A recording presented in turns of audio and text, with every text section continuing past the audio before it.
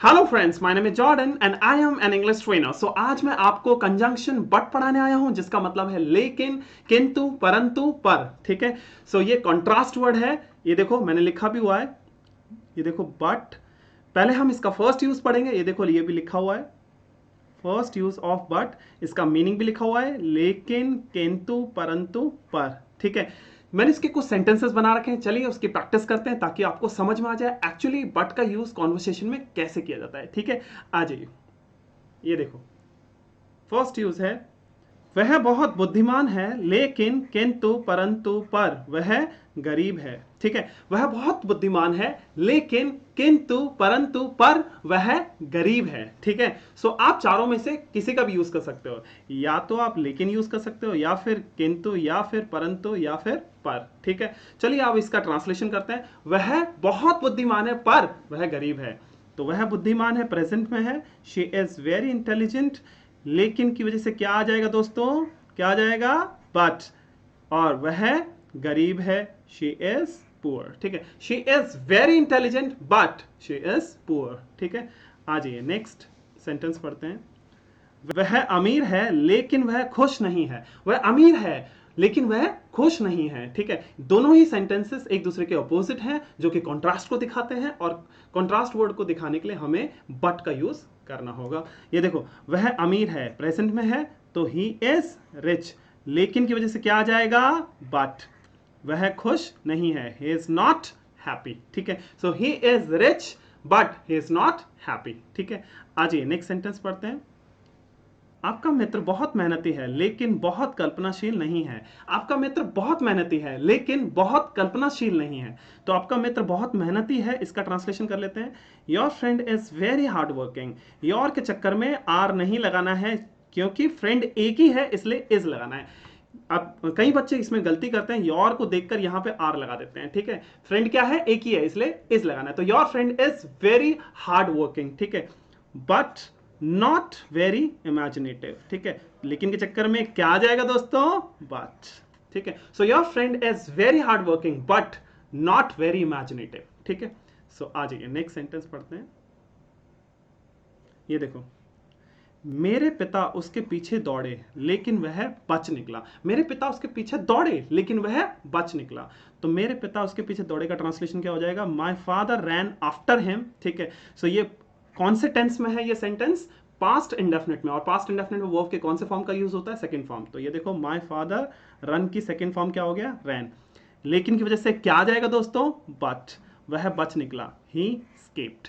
ये जो दूसरा सेंटेंस है, ये कौन से टेंस में है, पास्ट इंडेफिनिट। और पास्ट इंडेफिनिट में वर्ब के कौन से फॉर्म का यूज होता है, सेकंड फॉर्म। तो ही स्केप्ड लिखा है, सेकंड फॉर्म। ये देखो सेकंड फॉर्म का यूज हुआ है। ठीक है। आ जाइए नेक्स्ट सेंटेंस पढ़ते हैं। वह 89 साल के हैं लेकिन फिर भी वह हर दिन तैरने जाते हैं। वह 89 साल के हैं, हालांकि उन्हें तैरने जाना तो नहीं चाहिए, लेकिन फिर भी वह हर रोज तैरने जाते हैं। दोनों ही सेंटेंसेस एक दूसरे के अपोजिट हैं, जो कि कॉन्ट्रास्ट को दिखाते हैं, और कॉन्ट्रास्ट को दिखाने के लिए बट का यूज किया जाता है। आ जाइए इसका ट्रांसलेशन कर लेते हैं। वह 89 साल के, इसका ट्रांसलेशन क्या हो जाएगा, ही इज 89। लेकिन के चक्कर में क्या आ जाएगा, बट। फिर भी वह हर दिन तैरने जाते हैं, he still goes to swim every day। जो दूसरा सेंटेंस है वो प्रेजेंट इंडेफिनिट में है, और प्रेजेंट इंडेफिनिट में मेन वर्ब में एस और एस ऐड किया जाता है, और वो डिपेंड करता है सब्जेक्ट पर, अगर आप सेंटेंस सिंगुलर सब्जेक्ट को यूज करके बनाते हो। ठीक है। तो देखो यहाँ पे लिखा भी हुआ है, he still goes, यानी कि सिंगुलर सब्जेक्ट ये हो गया, और गो में मैंने क्या लगा दिया, yes। ठीक है। सो he still goes to swim every day। he is 89 but he still goes to swim every day। Clear है। आ जाइए नेक्स्ट सेंटेंस पढ़ते हैं।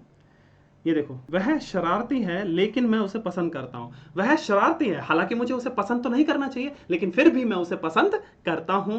आ जाइए इसका ट्रांसलेशन कर लेते हैं। वह शरारती है, इसका ट्रांसलेशन क्या हो जाएगा, शी इज नॉटी। लेकिन की वजह से क्या आ जाएगा दोस्तों, बट। मैं उसे पसंद करता हूं। ये कौन से टेंस में है, प्रेजेंट इंडेफिनिट में। और प्रेजेंट इंडेफिनिट में वर्ब के कौन से फॉर्म का यूज होता है, वर्ब के first form, I like her. ठीक है। She is naughty but I like her. ठीक है। आ जाइए नेक्स्ट सेंटेंस पढ़ते हैं। ये देखो, वह गोरा है लेकिन सुंदर नहीं है। वह गोरा है लेकिन सुंदर नहीं है। ठीक है। सो वह गोरा है का ट्रांसलेशन क्या हो जाएगा, ही इज फेयर। लेकिन के चक्कर में क्या आ जाएगा दोस्तों, बट।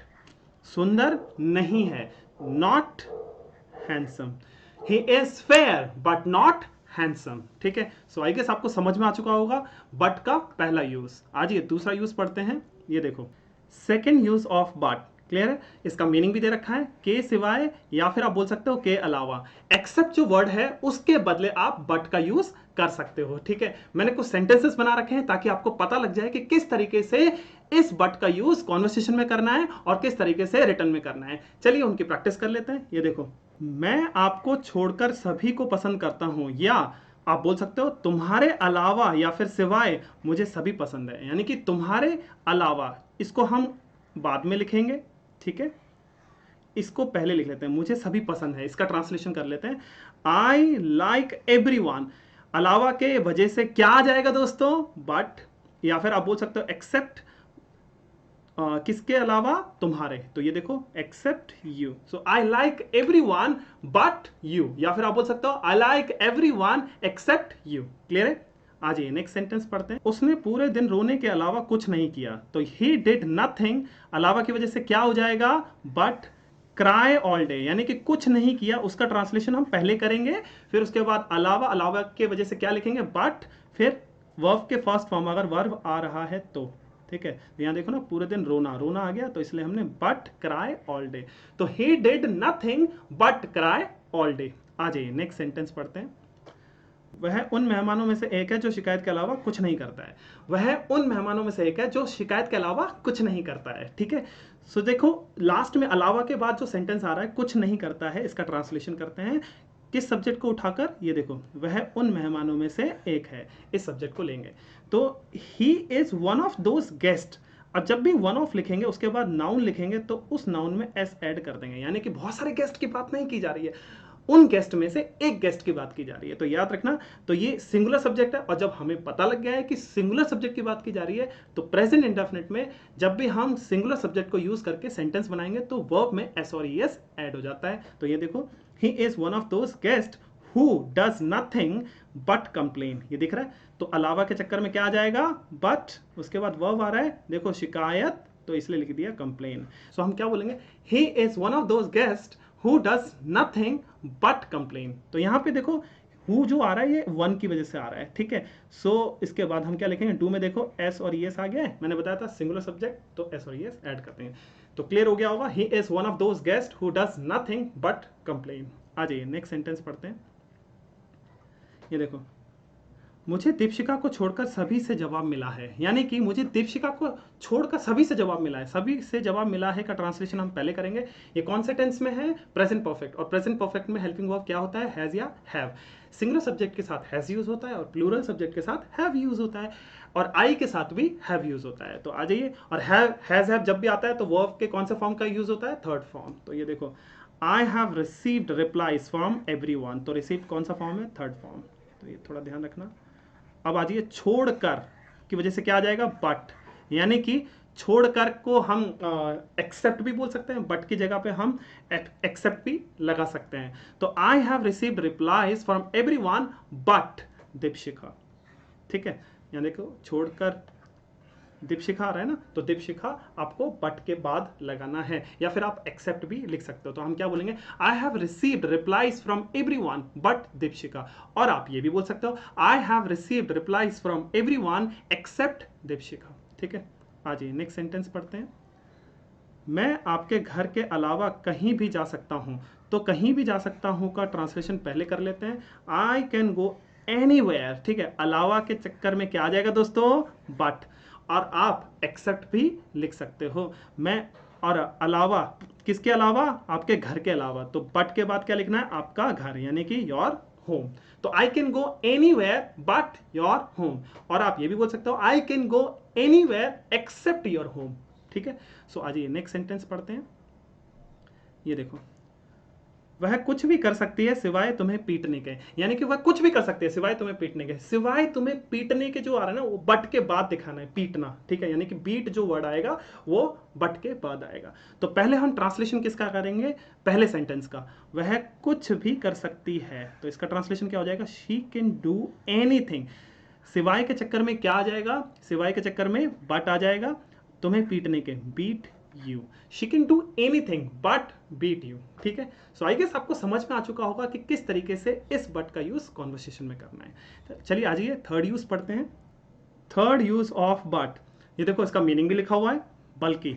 ठीक है, रोहन वकील नहीं बल्कि डॉक्टर है। रोहन वकील नहीं बल्कि डॉक्टर है, तो इसका ट्रांसलेशन कर लेते हैं। Rohan is not a lawyer, बल्कि के चक्कर में क्या आ जाएगा, बट। डॉक्टर है, a doctor. Rohan is not a lawyer but a doctor. आ जाइए नेक्स्ट सेंटेंस करते हैं। मैं डॉक्टर नहीं बल्कि शिक्षक हूं। सो मैं डॉक्टर नहीं, इसका ट्रांसलेशन पहले कर लेते हैं। I am not a doctor, बल्कि के चक्कर में क्या आ जाएगा, बट। शिक्षक हूं, a teacher. I am not a doctor but a teacher. ठीक है, आ जाइए नेक्स्ट सेंटेंस करते हैं। यह एक कलम नहीं बल्कि पेंसिल है, तो इसका ट्रांसलेशन क्या हो जाएगा, it is not a pen. ठीक है, it is not a pen, बल्कि के चक्कर में क्या आ जाएगा, बट। एक पेंसिल है, अ पेंसिल। ठीक है, so it is not a pen but a pencil. I guess आपको अच्छे से समझ में आ चुका होगा कि किस तरीके से बट का यूज कॉन्वर्सेशन में करना है और किस तरीके से रिटर्न में करना है। Next time again I will come with different video with different concept. Thank you so much.